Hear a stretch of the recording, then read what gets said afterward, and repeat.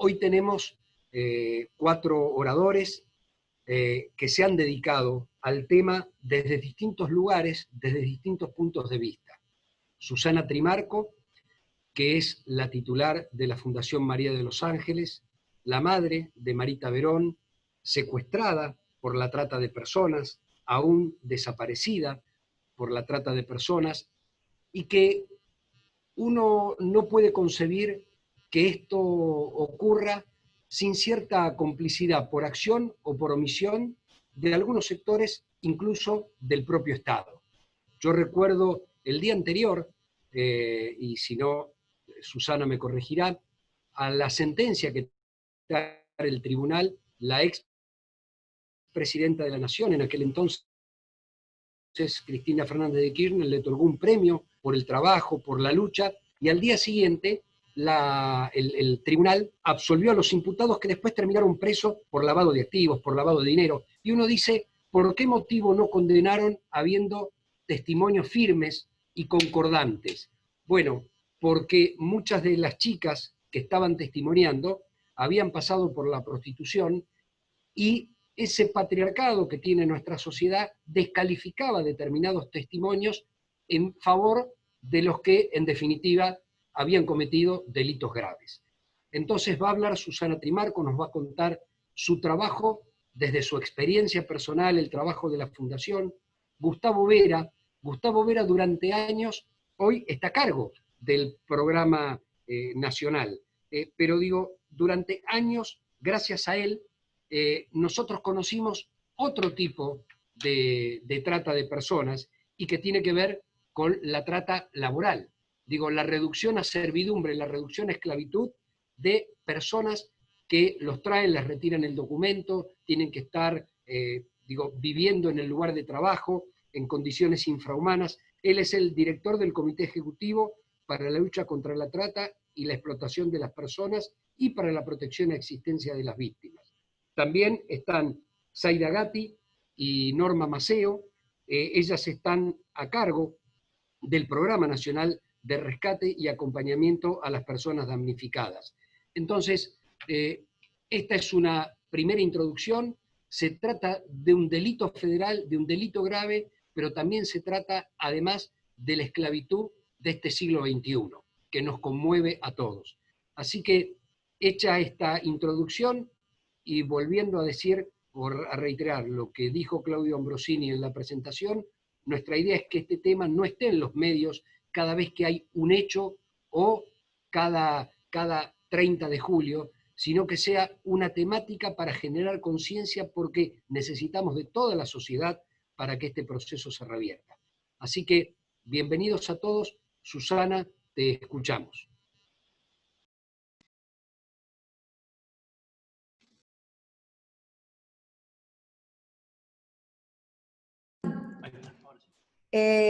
Bueno, para mí es un placer de compartir con ustedes y hoy en este día tan especial para mí, ya que me tocó vivir esta situación, ¿no? Del secuestro y desaparición de mi hija, aprendí a conocer lo que es la trata de personas, porque anteriormente yo no había escuchado hablar nunca de este terrible delito.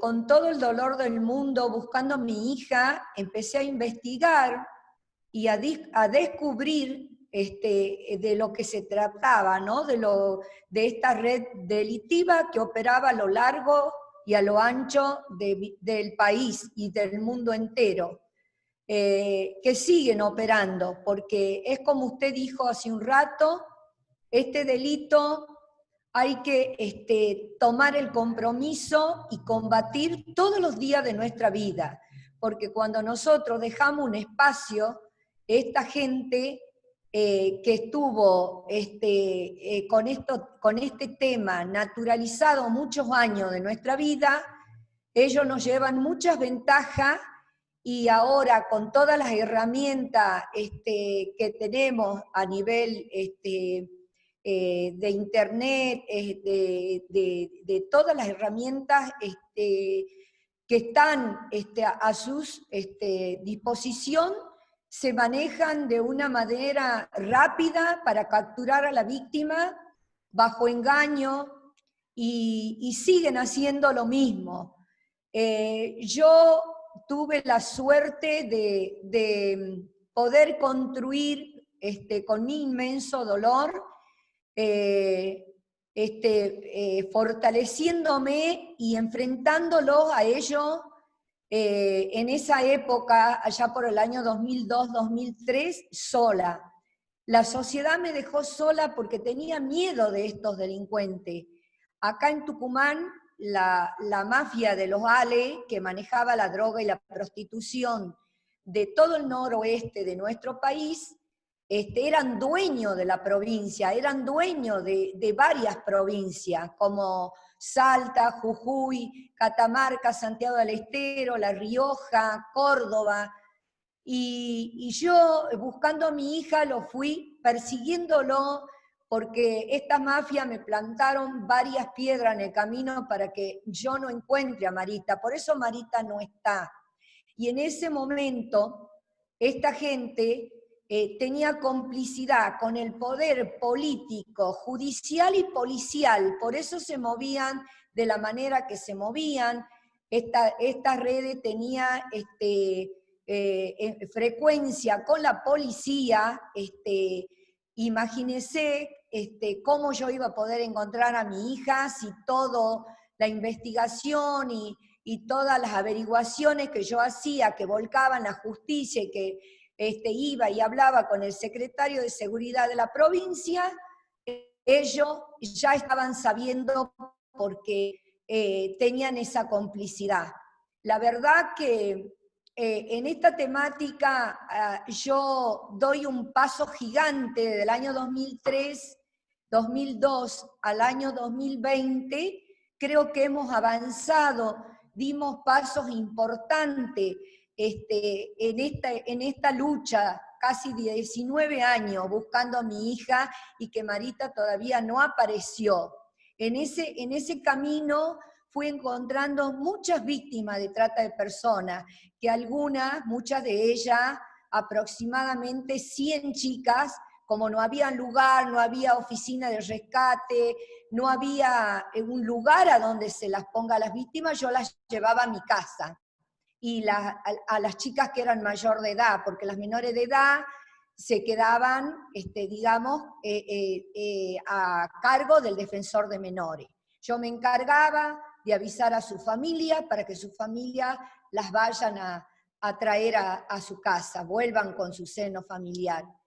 Yo creo que se ha avanzado mucho, se hizo muchas cosas. En ese tiempo, el doctor Néstor Kirchner, que yo lo conocí pidiéndole auxilio cuando él asumió como presidente allá por el año 2003, él me ayudó poniéndome herramientas muy importantes en mi mano y en mi camino, como poniéndome el Interpol a disposición, la Gendarmería Nacional, porque el delito no estaba tipificado como un delito federal en esa época. Por eso la causa de Marita se hizo el juicio en los tribunales ordinarios.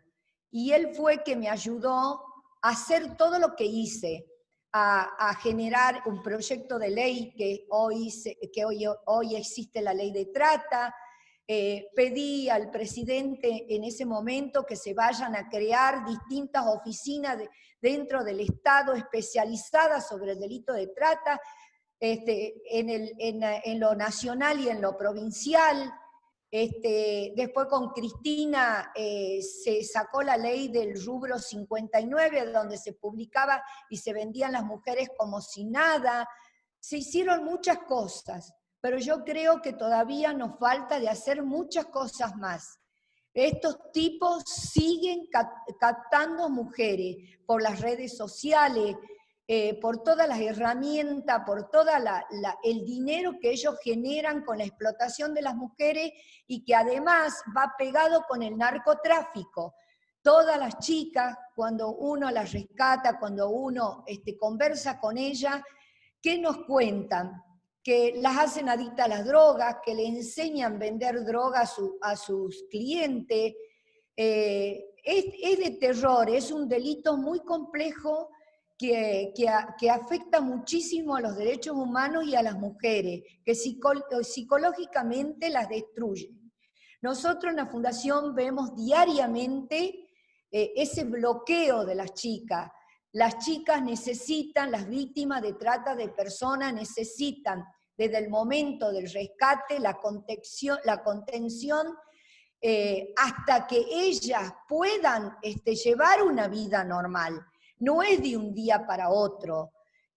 Por eso yo digo que el Estado debe tomar responsabilidad y conciencia, que tienen que tener herramientas sólidas, genuinas, para que cuando, por ejemplo, la Oficina de Rescate, el Ministerio de Justicia de la Nación, necesite una víctima, un pasaje, alojarla en un hotel hasta que la familia pueda volver con la víctima, tienen que estar todos esos recursos.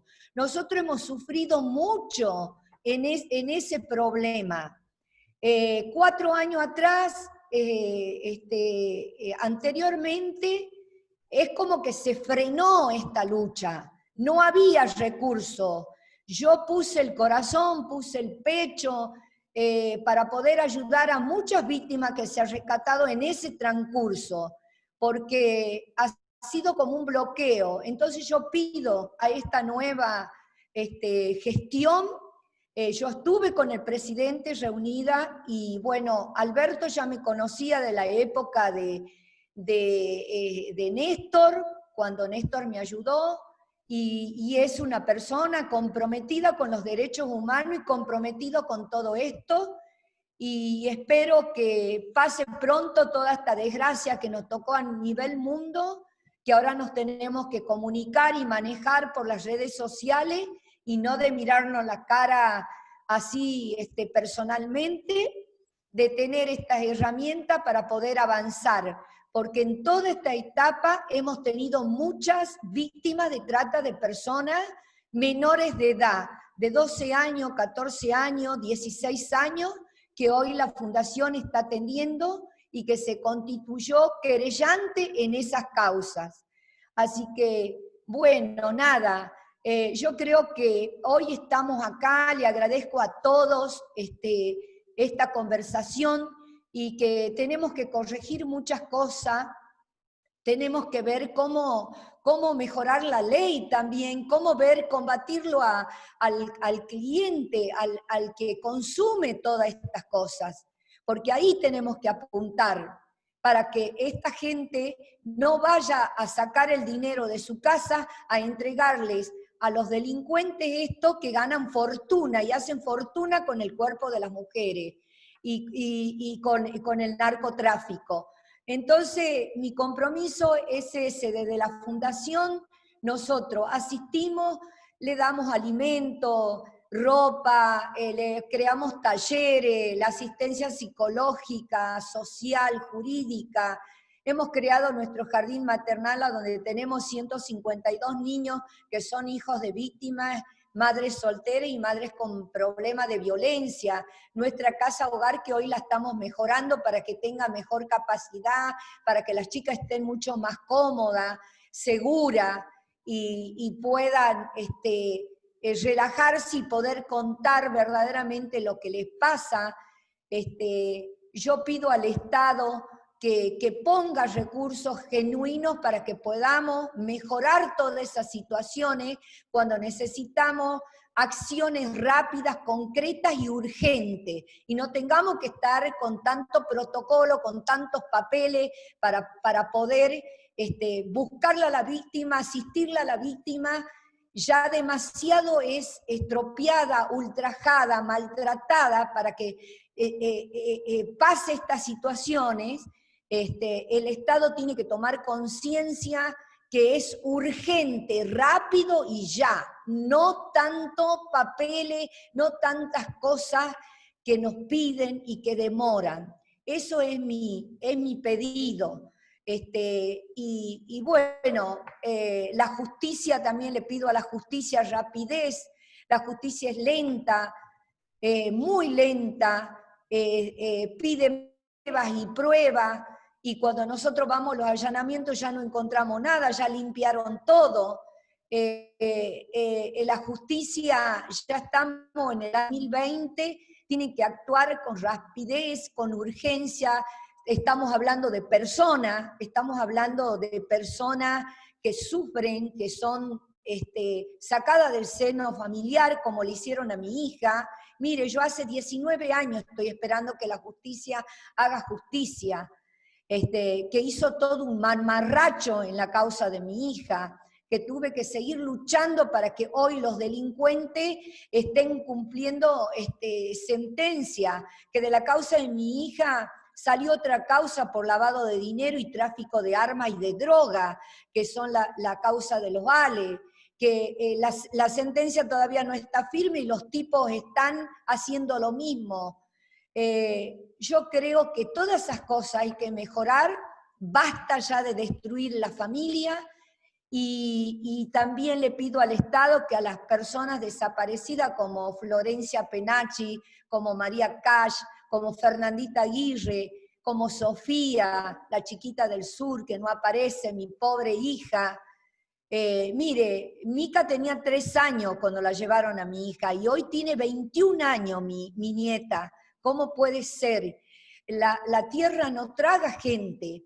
Entonces yo no voy a descansar y no voy a parar hasta no saber dónde está Marita y cómo está. Y por vida yo pongo mi corazón, mi alma desde la fundación y todo mi equipo especializado en este delito, porque nosotros todos los días le vemos la cara a las víctimas, la atendemos, vamos a su casa, las acompañamos. Todos los días ponemos ese esfuerzo, ese cariño, ese amor para que ellas sigan adelante. Gracias, Susana. Después seguramente vamos a hacerte alguna pregunta por parte de la gente que está participando. Pero bueno, está el Estado, dejaste un montón de inquietudes, de necesidades, de interrogantes, de esperanzas también. Así que le doy la palabra a Gustavo Vera, que es el director del Comité Ejecutivo para la lucha contra la trata y la explotación de personas. Así que, Gustavo, te escuchamos.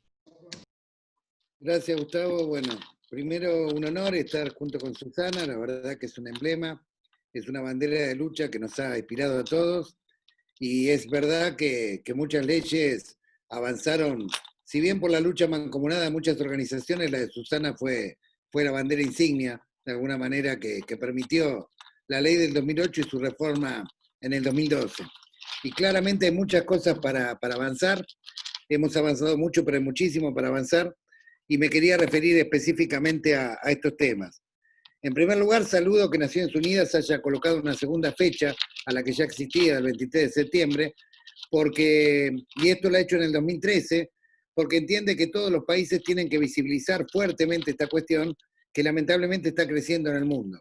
Es decir, la trata sigue siendo, junto con el tráfico de armas y con el tráfico de drogas, los 3 delitos que más rédito económico dan, y en la medida en que siga siendo así, obviamente va a haber muchas redes mafiosas operando. Como ustedes saben, la trata no es solamente la trata con fines de explotación sexual, también es la trata con fines de explotación laboral, el trabajo forzado, el trabajo infantil, la compra de niños, la mendicidad, el tráfico de órganos, y todos estos delitos, lamentablemente, en el mundo siguen todavía muy fuertes y forman parte de lo que se llama crimen organizado, porque claramente no puede haber trata de personas si no hay algún nivel de complicidad. Es imposible que haya trata de personas si no hay algún nivel de complicidad, de algún inspector, de alguna comisaría, de algún juez. Alguien miró para el costado, o alguien es cómplice, o alguien es copartícipe, y por eso, digamos, para secuestrar a una persona y trasladarla de un lugar a otra y reducirla a la servidumbre, no es lo mismo que robarse una billetera en un colectivo. Claramente requiere de una organización y requiere de ciertas zonas liberadas, y para esto siempre generalmente hay algún nivel de complicidad estatal. Cuando se creó la figura del Comité Ejecutivo y se creó la figura del Consejo Federal, gracias a la reforma del 2012, se lo hizo con el espíritu que aconsejaba Juan Domingo Perón. Todos somos buenos, pero si nos controlamos somos mejores. Entonces ese sistema del Comité Ejecutivo y el Consejo Federal lo que creó es un mecanismo de multicontrol. En el Comité Ejecutivo participa el Ministerio de Trabajo, el Ministerio de Justicia, el Ministerio de Desarrollo, el Ministerio de Seguridad, y este año se ha incorporado el flamante Ministerio de Mujeres, Género y Diversidad, pero además interactúa con el Consejo Federal, que le integran un montón de organismos asociados y los delegados de las provincias, y en teoría tendríamos que generar mecanismos de multicontrol para que ningún organismo, de alguna manera, que tenga competencia en la persecución de este delito o en la asistencia a las víctimas, no tenga que rendir cuenta. Al contrario, esto es algo que tenemos que controlar entre todas y todos, porque como se trata de un delito de crimen organizado, si todos nos controlamos, vamos a lograr afrontar eficazmente esa lucha. Ahora, hay claramente dos materias pendientes. Obviamente yo acuerdo con Susana en lo personal, estoy totalmente de acuerdo que hay que avanzar hacia un sistema donde se sanciona al prostituyente, claramente, en esto estoy totalmente de acuerdo. Esto es lo que enseña la experiencia de la ley francesa, la experiencia de los países escandinavos, pero hay dos cuestiones que el Estado tiene que resolver con total urgencia y que son dos problemas que venimos heredando desde el 2008 en adelante, que no hemos podido solucionar y que es obligación, y ojalá y Dios quiera podamos resolverlo en esta gestión. Uno tiene que ver con el seguimiento de la ruta del dinero, claramente. O sea, en todas las causas de persecución de trata, cuando no quedan a mitad de camino y cuando avanzan hacia sentencias judiciales firmes, las que han avanzado, en general no han escalado en la ruta del dinero. Se han circunscrito al proxeneta o al capataz de un campo rural o al dueño de un taller clandestino, pero no han ido a los que realmente se beneficiaron económicamente con toda esa explotación, y que a través del lavado de activos han transformado esas ganancias en otro tipo de actividades.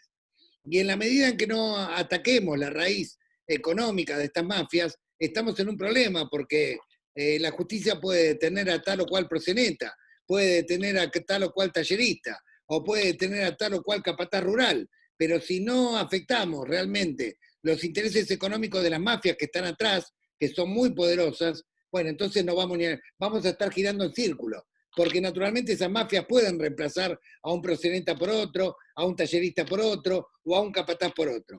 Es increíble que habiendo judicializado a 120 marcas de ropa, donde probamos, incluso con el gobierno de la ciudad, en la época de Tellerman, con la Defensoría del Pueblo, donde probamos que usaban y basaban su producción en talleres clandestinos, no hay una sola condena. Las únicas condenas que hubo fueron a los dueños de los talleres clandestinos, ahí sí hubo condena, pero claramente no se escaló hacia arriba.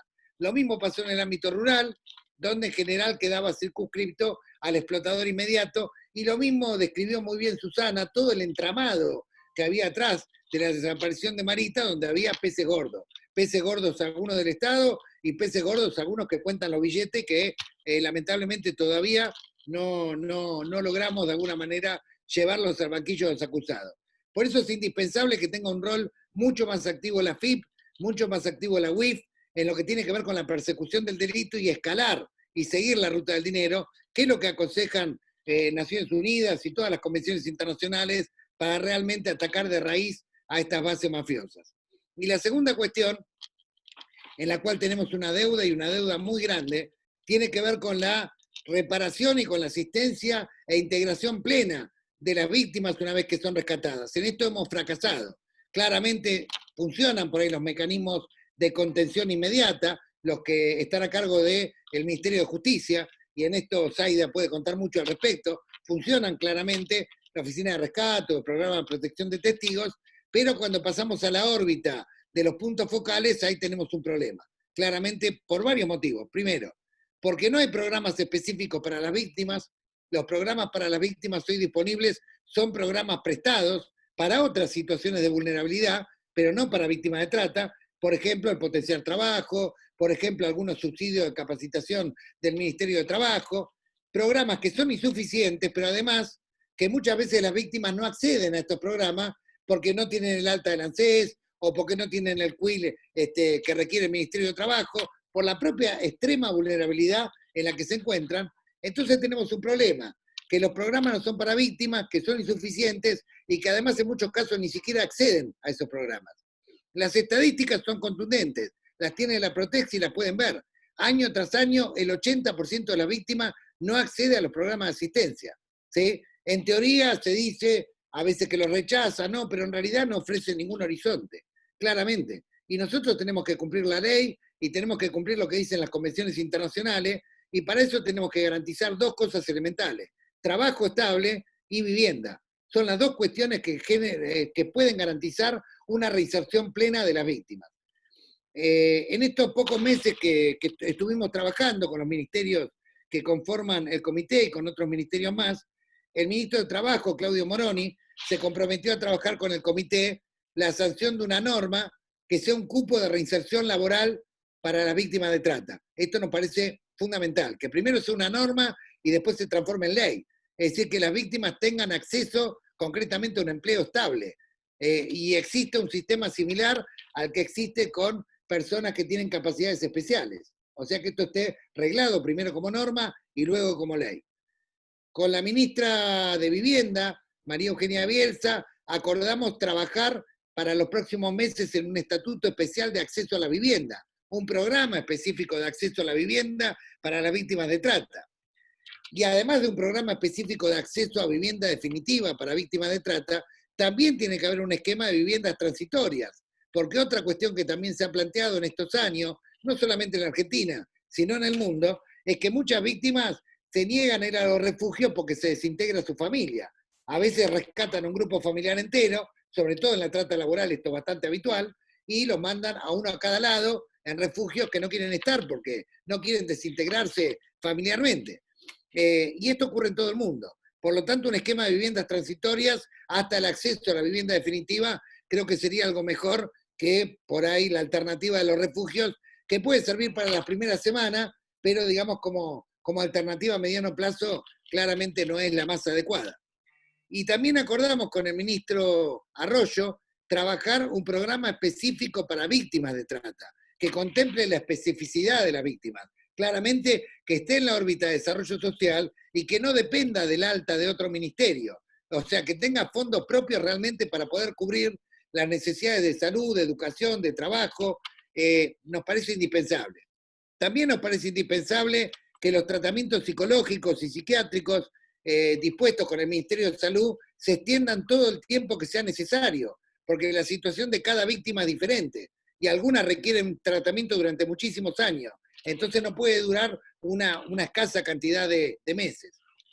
Y nos parece también importante que en algunas ramas de la actividad económica, donde habitualmente se encuentra trabajo precario, trabajo forzoso, trabajo esclavo, existan alguna forma de auditoría en la cadena de valor, como la que propuso en su momento Enrique Martínez cuando era titular del INTI.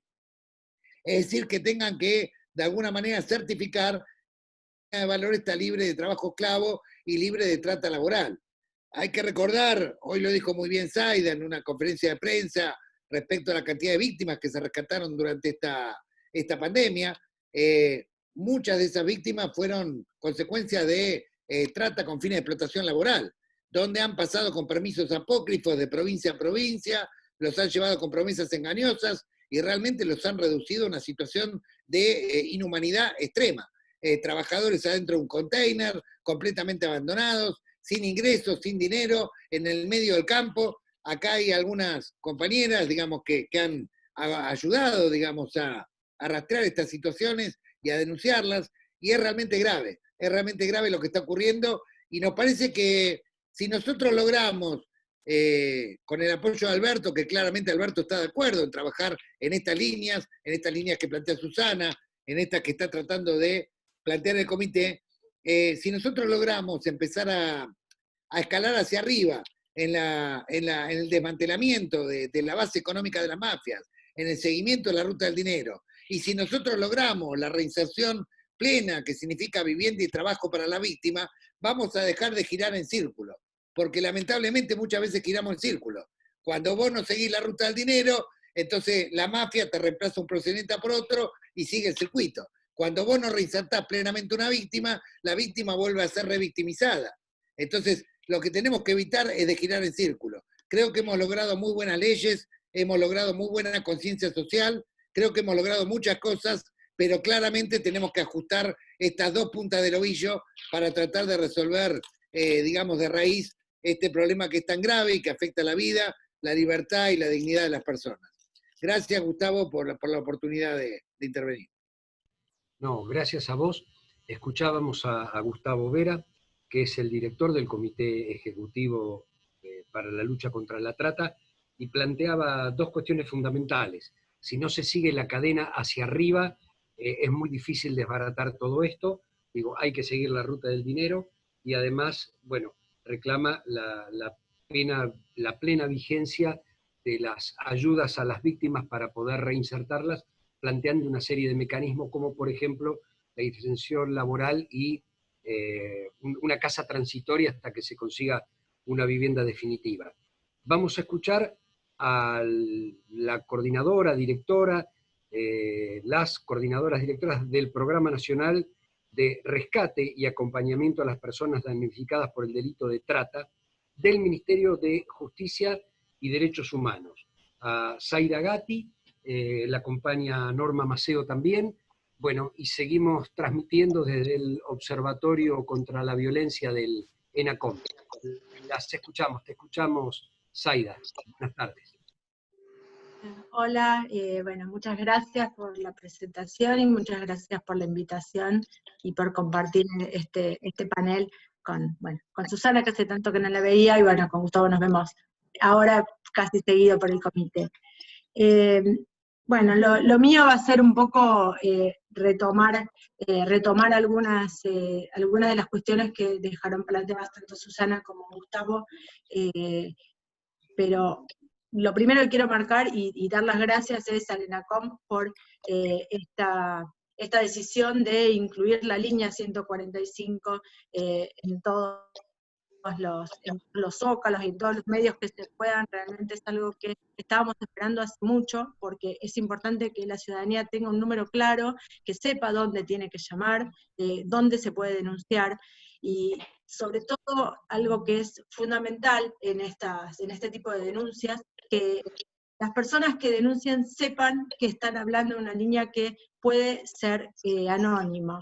Digo puede ser porque hay quienes quieren dejar su nombre y su apellido cuando dejan una denuncia, pero en general se teme mucho a las organizaciones criminales porque sabemos de qué tipo de organizaciones estamos hablando, y el hecho de que una psicóloga pueda estar escuchando, pueda hacer una evaluación y después traspasarlo inmediatamente a una fiscalía o un juzgado para investigar, es fundamental, porque con esto se han incrementado muchísimo las denuncias. Si bien la línea 145 está adjudicada desde el año 2011, en el 2012 fue cuando empezamos fuertemente a trabajar por la difusión, y hasta la fecha llevamos más de 17.700 denuncias que han entrado por la línea 145, y muchas de ellas ya han culminado en un juicio favorable para las víctimas. Esto me parece que es importante destacarlo. También quisiera quizás hacer un poquito de historia, tal como hizo Susana y Gustavo, en relación a este tema, que quienes venimos trabajando hace muchos años, y creo que los que estamos y les que estamos en este panel lo venimos haciendo, sabemos que no nos acordamos solamente el 30 de julio o el 23 de septiembre. La verdad es que estos días son los días que conmemoramos, o quizás estamos haciendo más difusión de la temática, pero la realidad es que el resto de los días del año, y desde que empezamos a trabajar en el 2008, en el caso del Programa Nacional de Rescate, nosotros estamos en la calle, no en el escritorio. O sea, esto es importante difundirlo, porque no todos los programas que se dedican a asistencia a víctimas, tanto de nuestro país como lo vemos en otros países, se trabaja mucho en protocolos, se trabaja mucho en articulaciones, etcétera, pero eso, si no se lleva a la práctica, no es algo viable para las víctimas. Y esto fue algo que lo aprendimos desde antes de la sanción de la ley, cuando todavía Néstor Kirchner era presidente, ¿no? Esto de llevar acciones concretas lo que se escribe en una ley, porque si escribimos leyes bonitas pero no se llevan acciones concretas, no nos sirve. Y en esto también quiero remarcar el rol rol activo que tuvo en ese momento tanto la llegada de Susana a presidencia en su momento, cuando se instaló el tema, cómo lo tomó rápidamente el presidente en ese entonces, Néstor Kirchner, jefe de gabinete, nuestro actual presidente, Alberto Fernández, y desde el Ministerio del Interior en aquel momento, que se comenzó a redactar una ley que se sancionó, tuvo media sanción en el año 2006, y no llegaba a diputados, ¿no? Tuvo media sanción en el Senado a fines del 2006, y en diputados no se aprobaba, porque por supuesto, como toda ley, es perfectible, y había muchísimas cosas que modificar. Y previo a dejar la presidencia, Néstor Kirchner firmó un protocolo de asistencia a las víctimas, porque de alguna manera quería dejar asentado qué trabajo había que hacer, que era un programa nacional que no fue necesario llevarlo adelante porque poquitos meses después la ley finalmente fue sancionada. Y esto sí me parece que es importante, porque fue una política de Estado que se comenzó y que podemos decir, yo puedo decir felizmente que sigue siendo una política de Estado que no se ha detenido nunca. En el caso mío, que estoy siempre he estado trabajando en el mismo puesto, ampliando nuestros equipos, porque cada vez se visualiza más el tema, y hemos llevado nuestra política de trabajar en el campo, directo, en el terreno, con las víctimas de trata, junto a las fuerzas de seguridad, cosa que era impensable desde la academia, digo, ¿no? Desde que yo iba a la facultad de psicología, no me enseñaban cómo era estar en un allanamiento.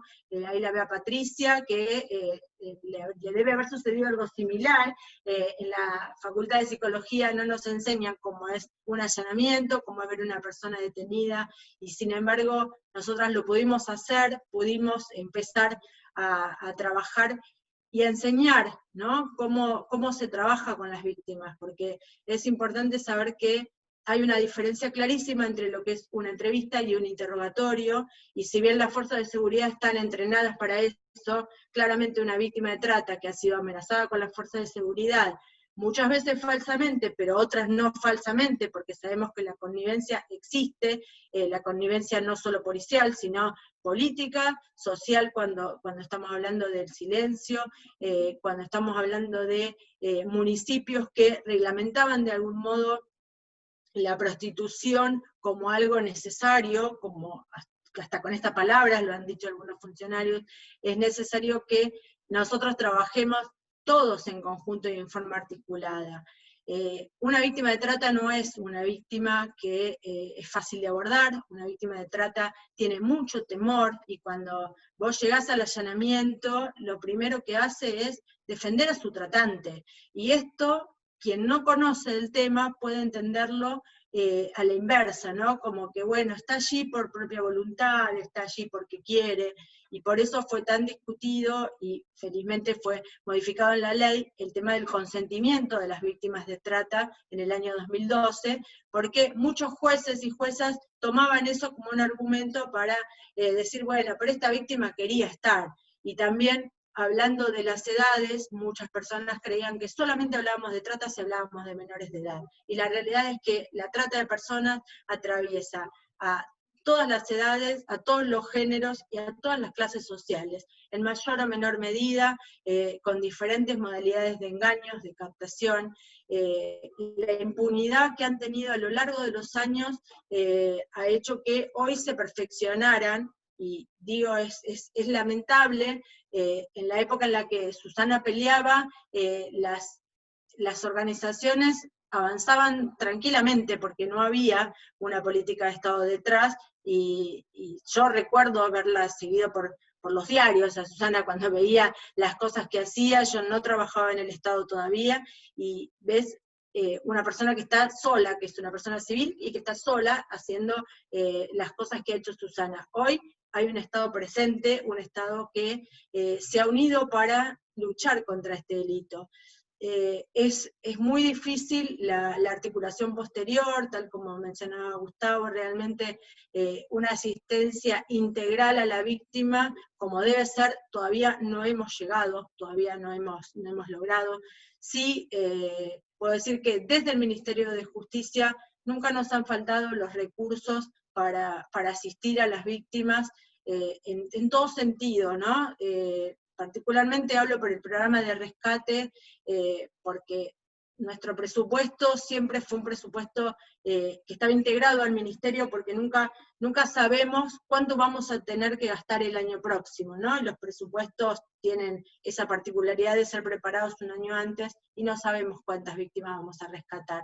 Por eso es que nuestro presupuesto salía directamente del presupuesto completo, y a todas las víctimas que han necesitado en todos los años, incluso en 4 años que fue muy difícil, nosotros pudimos asistirlas, pudimos llevarlas, pudimos traerlas a declaraciones, a ser trasladadas a provincias donde tuvieron que declarar en los juicios orales, que es un momento importantísimo, porque la víctima que fue rescatada, que luego necesitó recibir una asistencia intermedia, y posteriormente relocalizada, que es el Ministerio de Justicia el que se encargaba de relocalizarla, evaluada psicológicamente para que pueda presentarse en los tribunales orales, todo eso se ha podido hacer porque hay un gran compromiso y porque hay un equipo que realmente, y en esto lo digo con orgullo y siempre digo sin humildad, un equipo que trabaja las 24 horas de todos los días del año. Nosotros no apagamos los teléfonos porque sabemos que no hay horario para las víctimas, se pueden escapar, las pueden rescatar, puede alguien hacer una denuncia, pero sí el presupuesto quizás lo reducimos en otras cosas, ¿no? O sea, en publicidad, en un montón de cuestiones que no podíamos hacerlo porque sabemos la situación económica que se ha atravesado, y ahora esperamos que pasada esta pandemia, recuperemos muchísimas de las cosas perdidas como país, pero que sigamos avanzando en forma conjunta. Teniendo en cuenta los años que se trabajaron desde el Ministerio de Justicia, hay 15.271 víctimas rescatadas hasta el 30 de junio, y ese total corresponde a víctimas de explotación sexual y a víctimas de explotación laboral. Hoy Gustavo marcaba bien el tema de las otras formas de explotación que no están quizás tan visibilizadas, pero que existen. El tráfico ilícito de órganos es algo que todavía no podemos decir que todavía no hay un caso, pero no podemos decir de ninguna manera que no existe.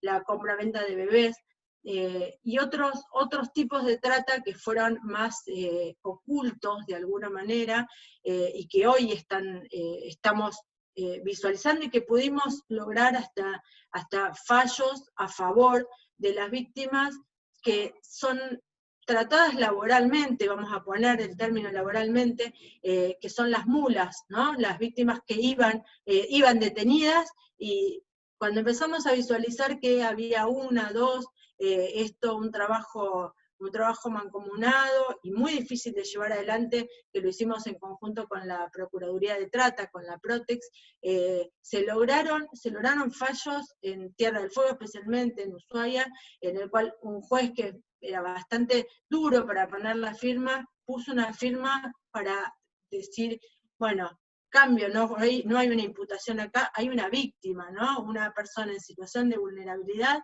que era obligada a trasladar droga desde diferentes lugares de nuestra provincia, del norte al sur, en varias oportunidades, y cuando eso se detectó, eso lo pudimos incluir, y hoy podemos hablar de no de una traficante, sino que estamos hablando de una víctima.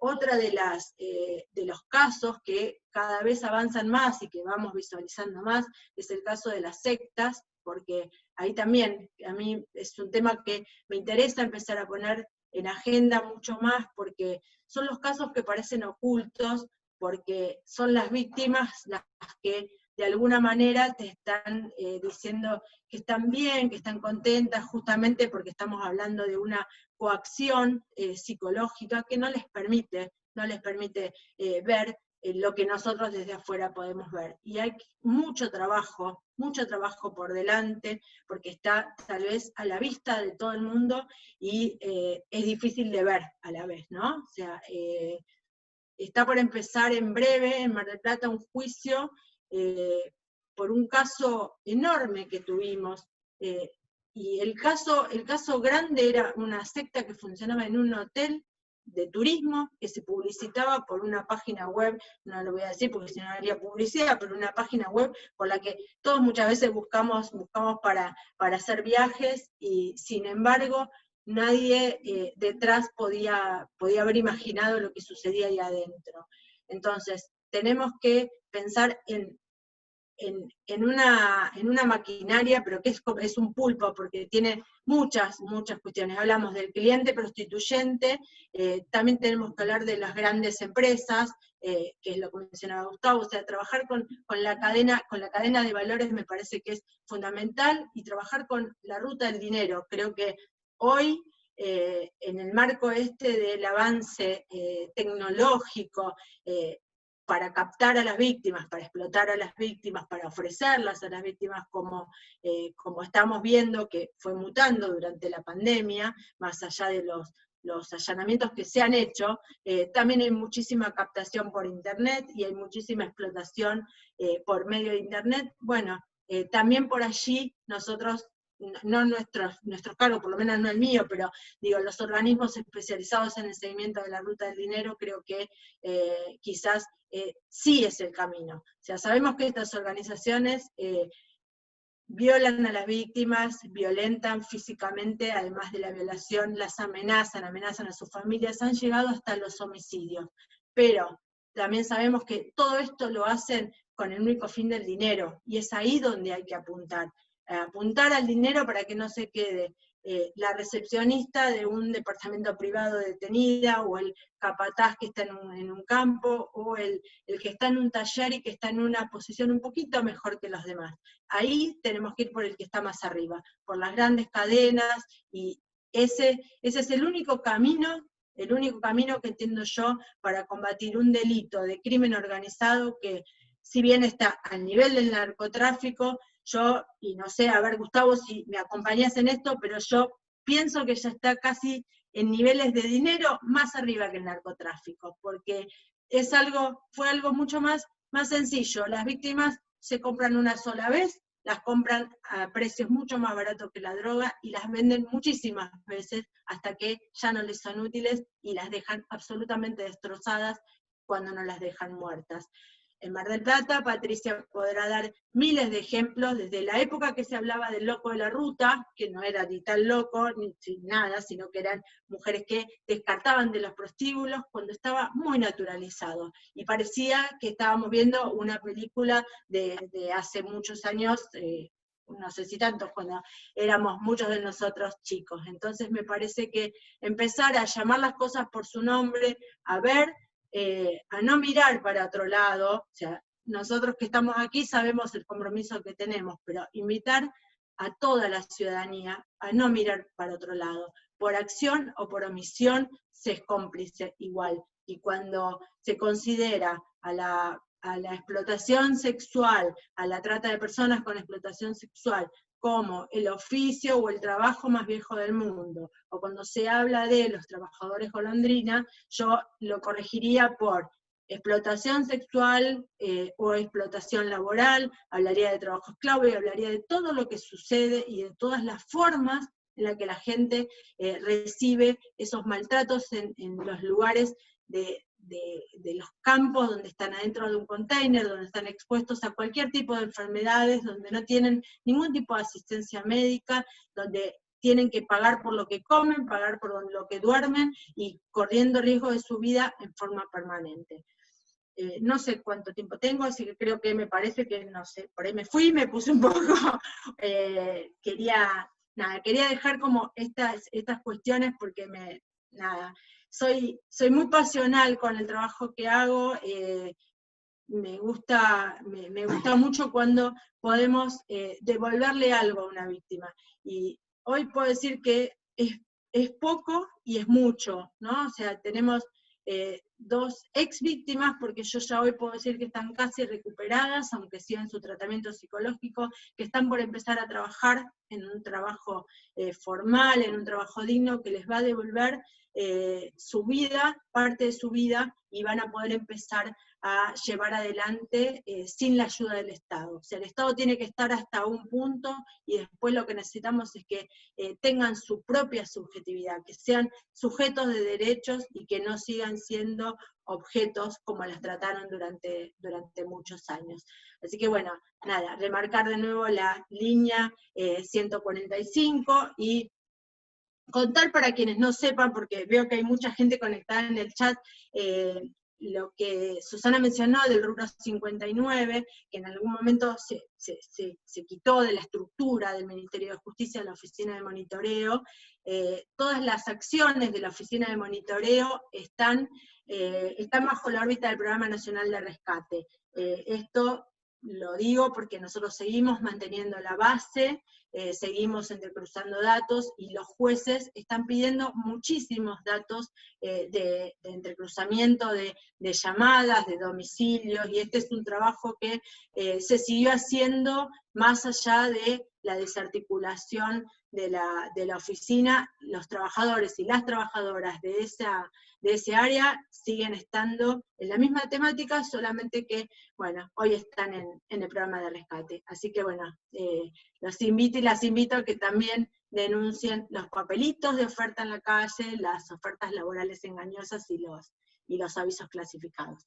Bueno, no me quiero pasar más, así que dejamos. Gracias a todos y a todas. Gracias, Zaida. Cuando uno escucha los números, hablaste de más de 15.000 víctimas rescatadas. Entonces, el número es tremendo, tremendo, realmente asombroso. Liliana pregunta, bueno, dice que coincide totalmente, y pregunta por qué no se pudo establecer la ruta del dinero. Bueno, lo primero que le contesto, y ahora abrimos para algunas preguntas, a las 17:30 vamos a terminar el conversatorio. Digo, esto depende de otro poder del Estado, que es el Poder Judicial, y me parece que por eso abrimos este conversatorio. Hay que sensibilizar a los medios de comunicación para que ayuden a la sensibilización del conjunto de la sociedad, para que sea el conjunto de la sociedad el que trabaje sobre los órganos estatales, entre ellos el Poder Judicial, para que ese Poder Judicial acompañe a las víctimas y no termine protegiendo a los victimarios. Yo no sé cómo quieren establecer el mecanismo, si abrimos alguna pregunta de las personas que están en el chat, así que escuchamos alguna pregunta y después hacemos un cierre con cada uno de los que han intervenido. Sí, Gustavo, una cuestión concreta en relación a lo que planteaste. Un ejemplo esta semana, digo, para que hablemos de temas que están ocurriendo en el aquí y ahora. En una provincia de la Argentina, no voy a mencionar datos específicos, pero van a entender, eran trasladadas 22 trabajadores el lunes pasado, el lunes de esta semana, con permisos apócrifos, ¿sí? Permisos que eran fraudulentos, y fueron parados por la policía de tránsito, el micro. El explotador tenía los permisos estos apócrifos. Bueno, los imputan a todos por violación de la cuarentena, etc. Lo cierto es que tienen que disponer que tienen que hacer una cuarentena, los trabajadores y el explotador que los llevaba, y como no tenían ningún lugar físico donde ponerlos, entonces el explotador ofrece llevarlos a la misma chacra donde los iban a reducir a la servidumbre. Bueno, así que están supuestamente haciendo la cuarentena ahí. Naturalmente intervino la Protex, se le planteó al fiscal que evidentemente si venían de 3 provincias, pasaban clandestinamente, ni siquiera tenían contrato, bueno, 2 más 2, 4. Es más que obvio que la presunción de trata laboral es enorme. Y a pesar de eso, el fiscal resolvió imputar a la víctima y encima mandarlas a hacer cuarentena con el explotador al lugar donde lo van a explotar. Digo, esto es Argentina hoy. Estamos hablando de julio 2020. Estamos una provincia muy importante de la zona centro, donde 22 trabajadores y trabajadoras de 3 provincias llegaban engañados para ser reducidos a la servidumbre. Digo, esto en relación a lo que planteaba recién Gustavo, no quería olvidarme, para que tengan ejemplos frescos de lo que ocurre aquí ahora. Mientras, Zaida, vos querías decir algo. Sí, quería agregar algo a esto que es lo fresco. En relación al momento en que comenzó a regir el decreto de aislamiento preventivo, social y obligatorio, nosotros hemos rescatado 200 víctimas, y además modificamos nuestra forma de trabajo, pero el primer caso que lo tuvimos con un micro que vino desde otra provincia con 47 personas. El 70% de esas personas que nosotros entrevistamos en forma telefónica, porque estaban cumpliendo con su cuarentena obligatoria, no sabía ni a qué venía, ni dónde estaba. También por las mismas razones que dice Gustavo, voy a evitar obviar mencionar la provincia, pero pasaron por 5 provincias antes de llegar y fueron recién detenidos en un control aquí en Ciudad de Buenos Aires, y la primera imputación fue violación a la cuarentena. Claramente, como esto fue a un juzgado federal, es importante que el juzgado federal, que en este caso tuvo una visión y nos convocó a que tomemos las entrevistas para hablar si estábamos o no ante un caso de trata. Y la pregunta que queda es, ¿qué pasó con todo el camino que hicieron en esos micros, con estos permisos apócrifos, con víctimas que, yo te hablo de víctimas porque realmente muchas fueron identificadas como tales. Me parece que en esto es donde tenemos que poner el ojo, ¿no? Es en lo que está sucediendo, en lo que sigue sucediendo, y que se trata de invisibilizar. No es invisible, es invisibilizado. Gracias. Quiero decir que, bueno, mientras escuchamos alguna pregunta, les reitero, a partir de mañana va a ser obligatorio el 145 en el tratamiento de este tema a través de los medios, y nosotros vamos a colgar también mañana en la página del ENACON y del Observatorio una guía práctica para el tratamiento de estos contenidos en los medios audiovisuales. Es una recomendación del ENACON de cómo a los medios abordar estos temas.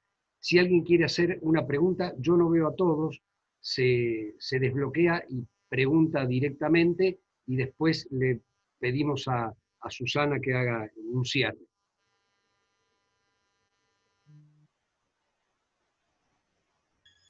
No sé si puedo preguntar, soy Fray Martín Caserta de Orán, vivo en Aguaray, pero estoy en la diócesis de Orán.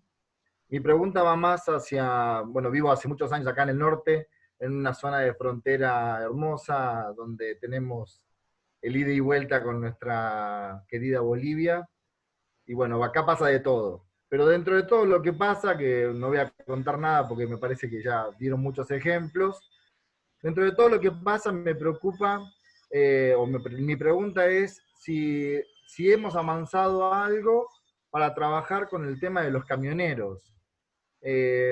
No sé si hay algún avance, si se ha hecho algo más a nivel nacional. Yo los veo en todas las rutas. Bueno, hemos acompañado muchas víctimas y creo que pueden ser, a veces son los grandes problemas, pero también hay mucha gente buena que podría ser aliados de esta tarea. Entonces mi pregunta es si no podríamos hacer algo más a nivel de sindicato de camioneros o de trabajo más a nivel nacional para poder concientizar y acompañar a estos buenos que están dentro de ese lado. Simplemente eso.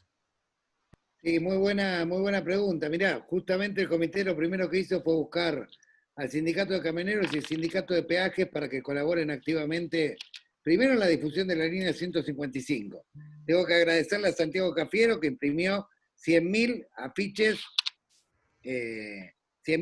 del 145 para pegar en todos los camiones, en los puestos de peaje, en las estaciones de trenes, en las terminales, porque también lo va a hacer la CNRT activamente.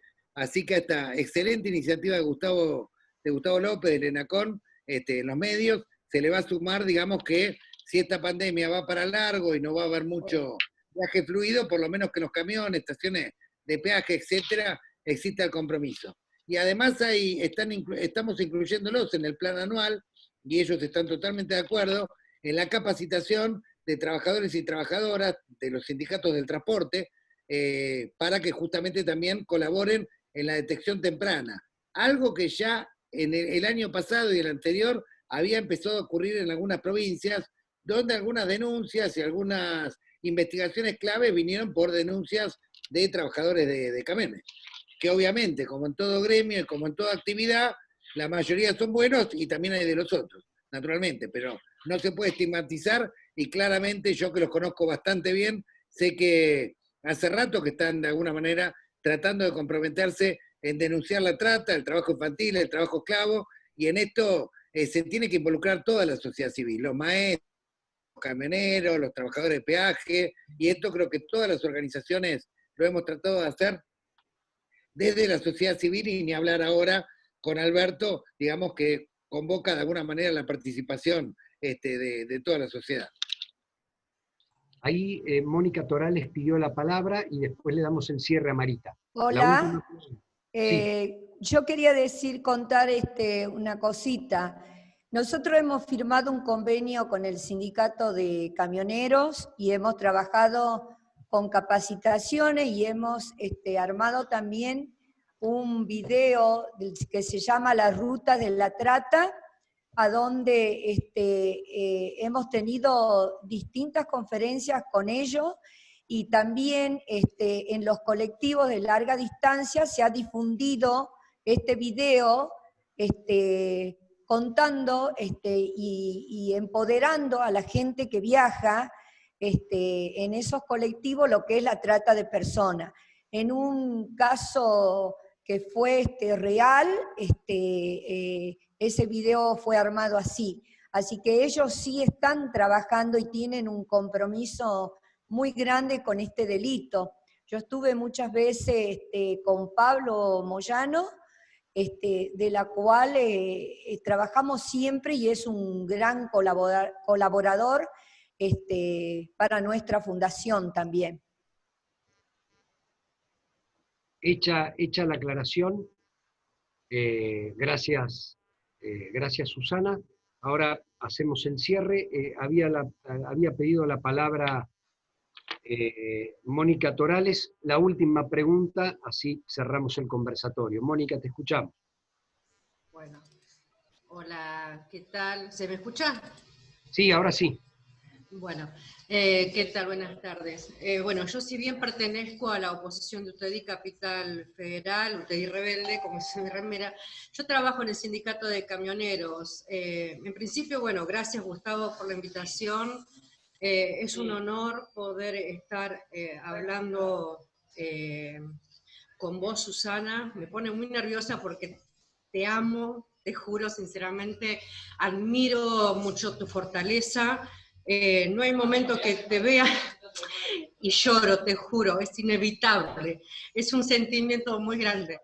Y bueno, es un poco lo que yo quería explicar el tema. En el sindicato de camioneros se han hecho muchas reuniones con los camioneros de larga distancia, principalmente, obvio, ¿no? Bueno, por eso lo dijo Susana, yo había pedido la palabra cuando dijeron así, como para explicar un poco que sí se está trabajando sobre eso desde la Secretaría de la Mujer, que está a cargo de Laura Córdoba. Y bueno, nada, yo soy empleada, ¿no?, del sindicato y delegada, pero sí sé el compromiso que tiene Pablo y Hugo con respecto a esto, y se está trabajando con todo eso. Se han hecho muchísimas reuniones, bueno, el video que está diciendo Susana, todo, era eso lo que quería aclarar, que lo aclaraste vos, Susana. Y sinceramente... Perdón que te corte, me voy acordando todas las cosas que hemos trabajado juntos y estamos trabajando juntos, en las épocas más de estos 4 años atrás. También nos habían ofrecido la obra social para las chicas, nos ofrecieron muchísimas cosas para beneficio, vacaciones para llevarlas a ellas, los hoteles gratis, pasajes, ya que, perdón con lo que comentó Zaida, pero para mí ha sido muy difícil la gestión anterior desde la oficina de rescate.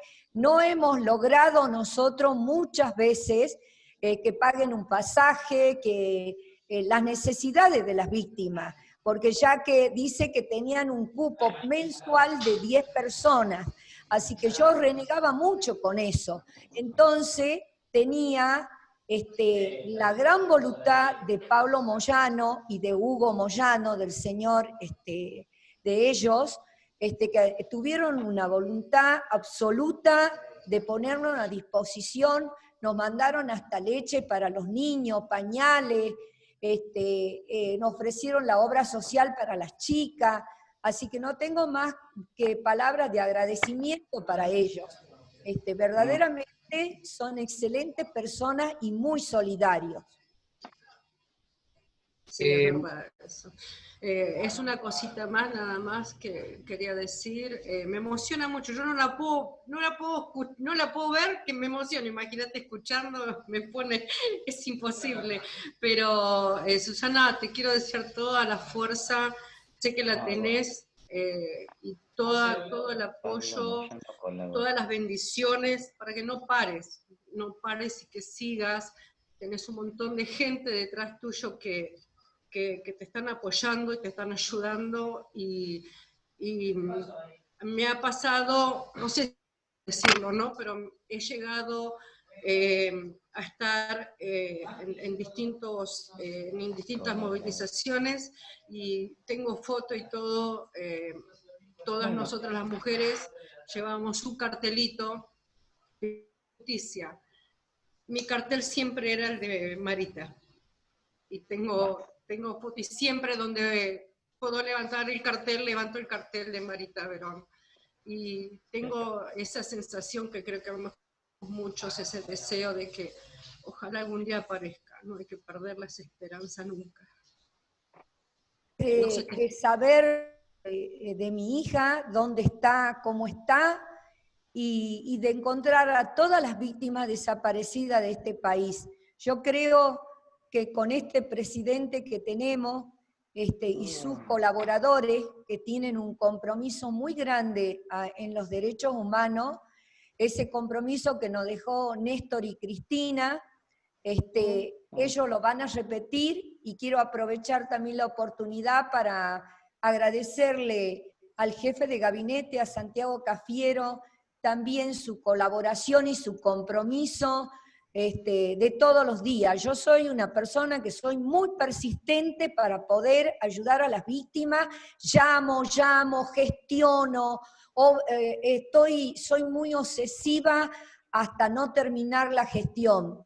Y verdaderamente el jefe de gabinete me tiene mucha paciencia, a pesar de todo su trabajo terrible con esto que nos está pasando en el país, me da una respuesta, me contesta, es una muy buena persona, comprometida con todo esto que nos está pasando, a las madres y a toda la sociedad en pleno. Gracias. Muchas gracias. No, gracias. Le pedimos a Zaida que también cierre su participación con un mensaje. Teníamos un compromiso con Susana hasta las 17:30. Zaida, te escuchamos. Y quiero hacer un cierre cortito, pero en realidad una aclaración, porque no quisiera que se malinterprete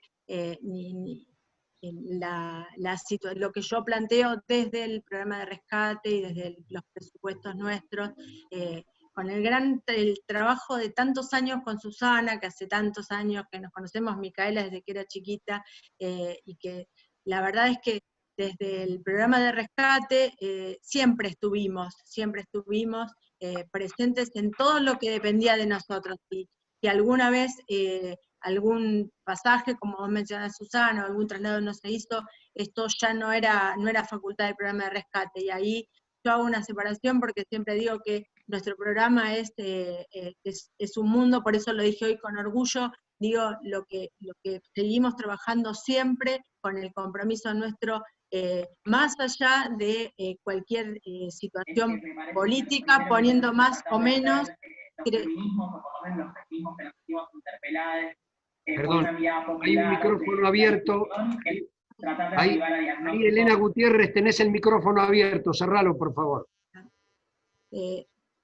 Lo que me parece que el cierre importante para nosotros es realmente cuánto le pusimos de compromiso, incluso personal, digo, ¿no? De parte del equipo, para poder hacer el trabajo y llegar a donde tenemos que llegar. O sea, para nosotros lo fundamental, igual que para todos los que estamos acá, y Susana, para vos, por supuesto, mi profunda admiración y reconocimiento por el trabajo y por haber confiado también todo lo que has confiado en nosotros y todas las veces que estuvimos llevando adelante, el juicio, lo que fuere. Creo que como cierre nos queda pensar que pudimos llevar las voces de las que no están al estrado cuando fue el juicio de Marita, y las voces de las que estaban, y nos costó mucho que pudiesen hablar y que se empoderaran en ese momento, más allá de el primer resultado que lo lloramos juntas. Entonces, Zaida, quiero... yo me refería a la gestión de Macri. Para mí ha sido una situación muy difícil. He sido atacada por todos lados. Es nada que ver en la gestión del presidente Néstor Kirchner y de Cristina, que pusieron el corazón y pusieron todo su compromiso.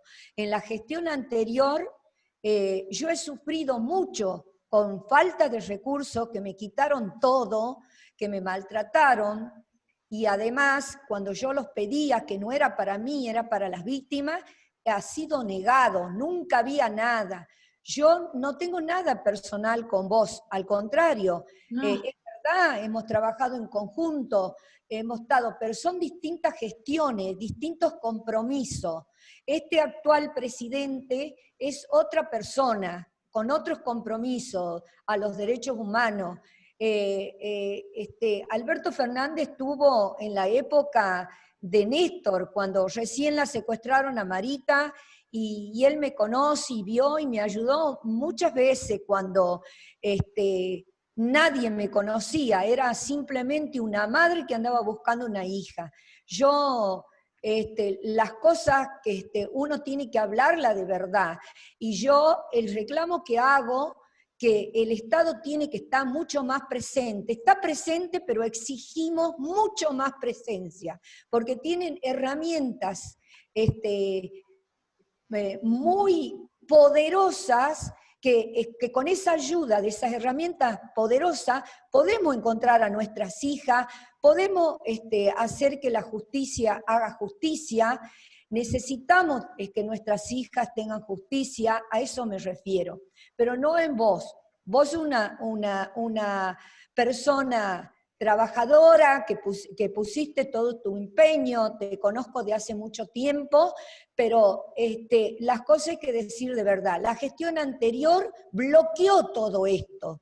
No tenía ningún tipo de compromiso de derechos humanos. Inclusive me sentaron y me dijeron que la trata ya se termina, que no va a existir más la trata. Yo los miraba aterrada, como diciéndole, ¿qué me estás hablando? A mí, a una madre que tiene una hija desaparecida.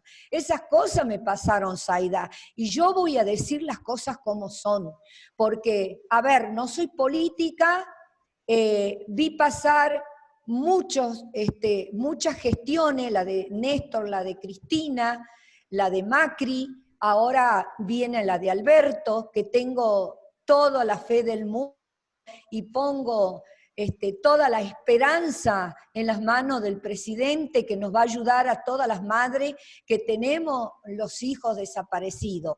Pero yo voy a decir siempre la verdad. aunque me maltraten, aunque me traten de ladrona, que me involucren en lo que me involucren, yo no me cuelgo de eso, yo siempre estoy por en el camino que tengo que estar. Y esto yo no lo busqué, el destino me puso, me secuestraron una hija, me destruyeron mi vida, yo no elegí esta vida.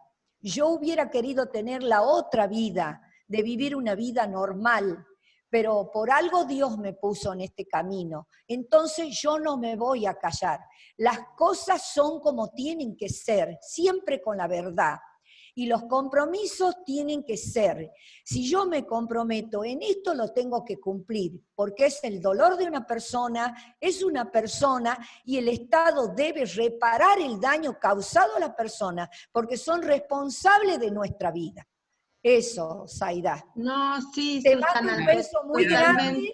Sí. Y espero que cuando pase todo esto nos podamos reunir con Gustavo, con todas las organizaciones, de sacar todo lo bueno y todos los errores para poder corregir y poder seguir luchando firmemente contra este terrible delito.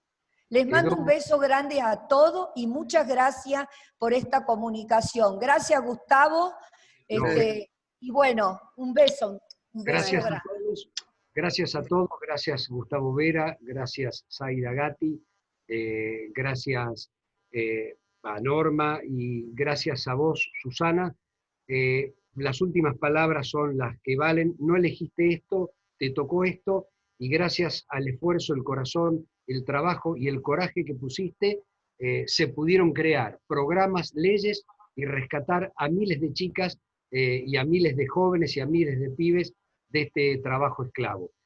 Nosotros estamos acá para colaborar. Vinimos con Gustavo Vera a la historia. Si no la cambiamos será nuestra responsabilidad, pero vinimos a esto, a cambiar la historia.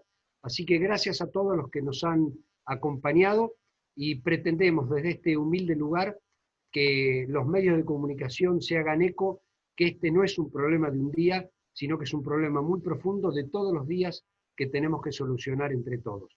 Bueno, abrazo grande y gracias por la participación. Gracias, Susana, gracias, Aida, gracias, Gustavo. Muy orgulloso de haber estado con ustedes. Nos vemos pronto.